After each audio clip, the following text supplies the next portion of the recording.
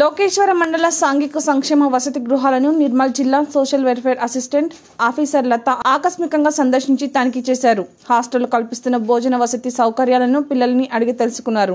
ఈ సందర్భంగా ఆమె మాట్లాడుతూ విద్యార్థుల ఆరోగ్యాన్ని దృష్టిలో ఉంచుకొని మెనూ ప్రకారం నాణ్యమైన భోజనం అందించాలని వార్డెన్ను సూచించారు.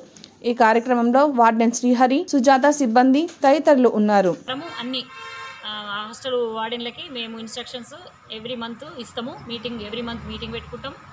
తర్వాత మెనూ ప్రకారమే పిల్లలకి మెనూ పెట్టడం జరుగుతుంది. తర్వాత డిస్ప్లే మెనూ